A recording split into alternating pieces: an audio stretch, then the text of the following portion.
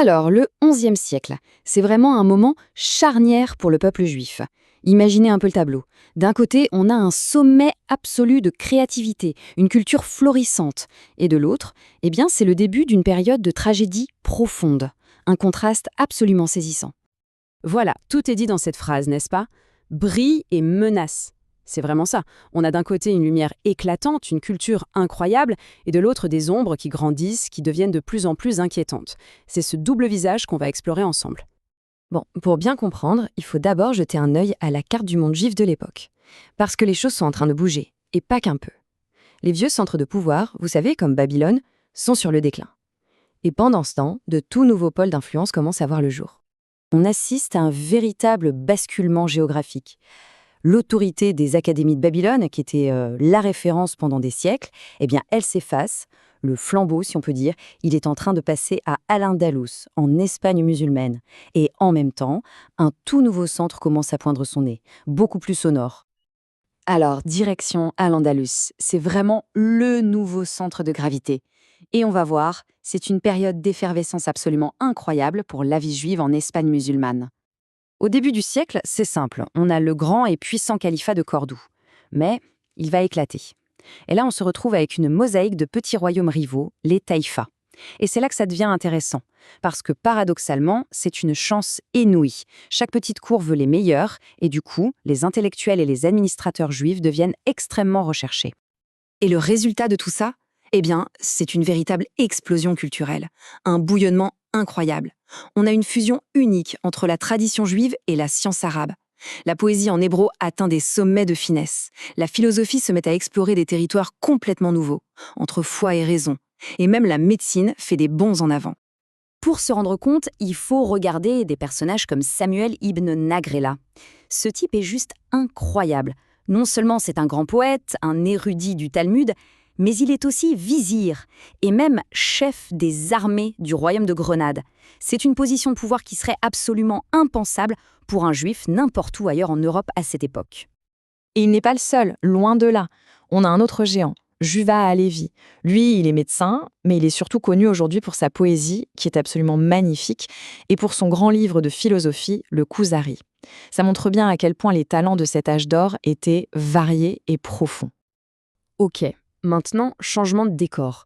On quitte le soleil d'Andalousie et on part vers le nord, en Europe chrétienne.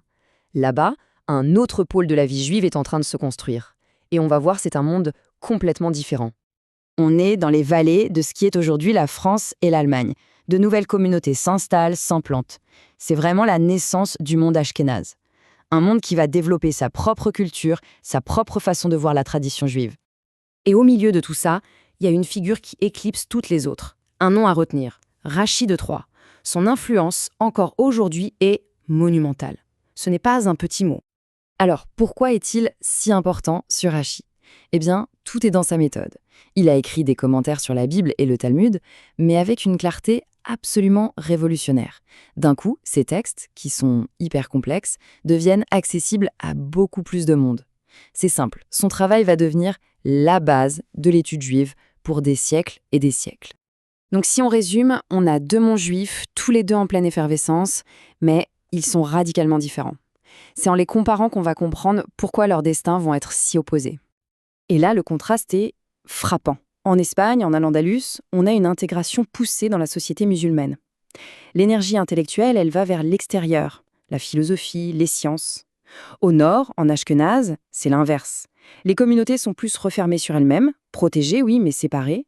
Et du coup, leur génie s'exprime surtout vers l'intérieur, concentré sur l'étude du Talmud. Et c'est ici, vraiment, que l'histoire prend un tournant beaucoup plus sombre. Parce que pendant que tout ce beau monde s'épanouissait, eh bien les fameuses menaces dont on parlait au début, elles commençaient à se matérialiser en Europe chrétienne. La tempête ne s'est pas levée d'un coup. C'est progressif. D'abord, il y a la réforme grégorienne qui rend l'Église beaucoup plus puissante, plus militante. Ensuite, 1095, le pape Urbain II lance son fameux appel à la croisade. L'idée, c'est de libérer la Terre Sainte.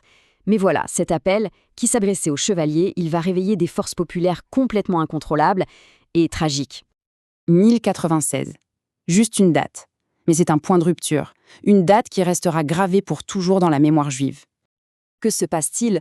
Des groupes de gens du peuple qui se disent croisés, partent pour l'Est. Mais en chemin, ils se disent « Pourquoi aller si loin chercher les ennemis du Christ alors qu'on en a juste ici ?» Et ils s'en prennent aux communautés juives de la vallée du Rhin. C'est une horreur. Les communautés sont attaquées, pillées, les gens sont massacrés. C'est un choc absolument terrible. C'est la première fois qu'on voit une violence organisée à grande échelle contre les Juifs en Europe. Au final, le XIe siècle, c'est ça, un héritage complètement double, à deux visages. D'une part, on a l'apogée absolue de la culture juive en Espagne musulmane, et de l'autre, on a l'aube des grandes persécutions dans l'Europe chrétienne. Et ça nous laisse avec cette question, une question fondamentale. Comment est-ce possible? Comment un âge d'or peut-il briller de 1000 feux juste à côté d'une tempête qui se prépare? Ça nous parle de la fragilité des choses, de cette coexistence de la lumière et de l'ombre, et de la vitesse à laquelle l'histoire peut basculer. Une réflexion qui, je pense, reste terriblement d'actualité.